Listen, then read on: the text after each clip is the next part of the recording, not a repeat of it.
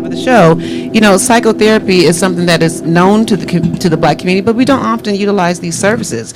So what exactly is personal coaching, and how does it differ from traditional counseling? I really feel like it's another tool in the toolbox of healthcare. Okay. And mental evolution.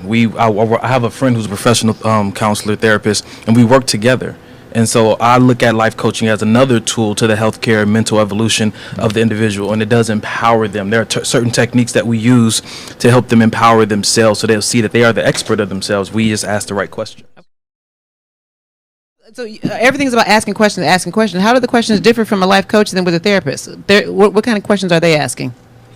The questions we pretty much I focus on for my clients are questions along the line of purpose, identity, values. What kind of promises have you made to yourself? What kind of people are you around? What kind of skills do you need to acquire to reach that goal?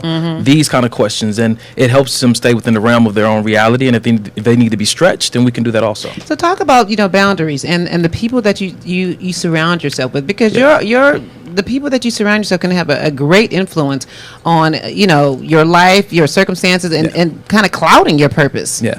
Make one thing clear for all my clients. There's a difference between the people that are around you and the people that you are around. If you make a circle, there's people you can go with and you're trying to help, and so I'm around them as a support system, but you are not my support system. Nice. And recognizing the difference. Everything that you do for certain people, they can't do back for you. So, making sure that you are around the right kind of people that are going to help and motivate you, because bad company does corrupt good character. Okay. Ooh, that's a good one.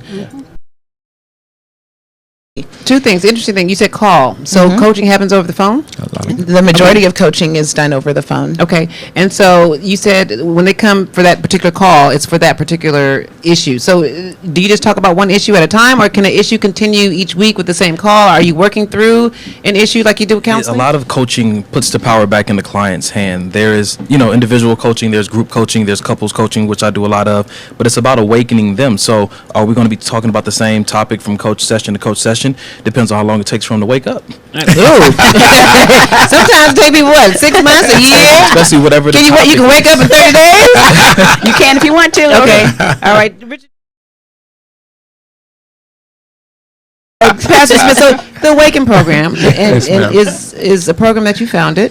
And so why did you create? So tell us a little about the Awaken program, why you founded it, and how it's helping, personally with your ministry. It really is designed, it came out of my desire to help more people and go beyond the church. Okay.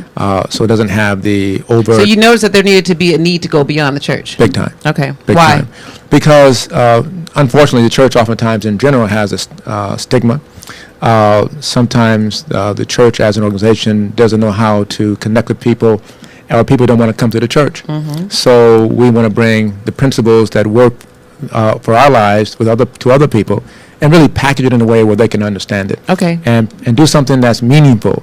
So I view it as an opportunity to help people develop their lives. I'm all about self-development. Okay. That's what Jesus was about Yes, life abundantly. And to do that, you have to unpack some things. Okay. You have to remove some things. You have to add some things. And that's the process. Okay. Purpose. Well, coaching really does not start so much with the past. It starts where you want to go and where you are. Okay. And as Donovan said earlier, it looks at your values. People have values, but they don't think always about it. And oftentimes, do those values line up with where you want to go? They may assume, when you think about it, they realize, I'm doing some things, and yet my values don't align. Do you really want to do that? Okay. And then help them develop a plan to make appropriate changes if they need to. Okay, very good. You don't want to even talk about slavery. I told you, there are some high school kids who didn't even know that they were once enslaved.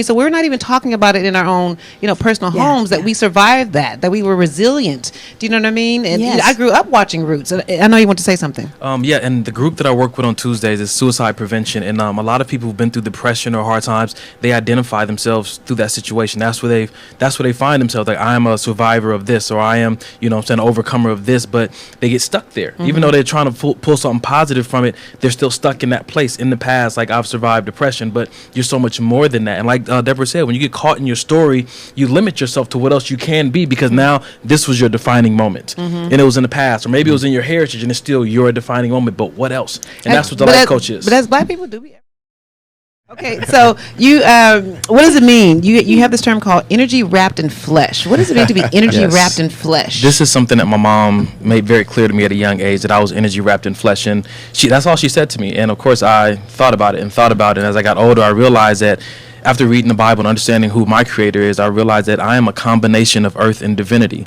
When God made man, he used the dust from the ground and then the breath of life. And so a combination of those two things, earth and divinity, that's what I am. Oh, and very so nice. when I do, a lot of, speeches to young black youth and everything, but I try to help them see that that's not all that they are. Okay. There's more to them. So energy wrapped in flesh is all about the idea that there's more to you than meets the eye. Okay, so how do you tap to this generation of youth? Do you deal primarily with black males or youth in general? And what is that conversation that you're having?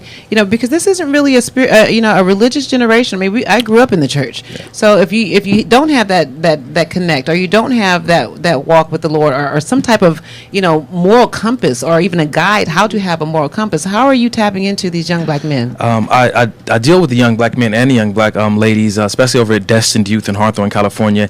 And one thing I realized that they need, before they're going to accept anything, they need an apology. They need an apology from the generation before them and the generation before that for dropping the ball. They did drop the ball. And once you get the apology there, now you have a connection with them. And so I'm talking to them, and when I'm talking to them, they don't want the act anymore. They want real. They don't want you to act like a Christian and teach them how to act like a Christian. They want to be taught how to desire Christ. And so that's what this generation is desiring. They're desiring something very real. How can people find you? Again, you can find me at DonovanDonnell.com. That's DonovanDonnell. And you can find information for my life coaching and my book and my photography will be at DonBGPhoto.com. Fantastic.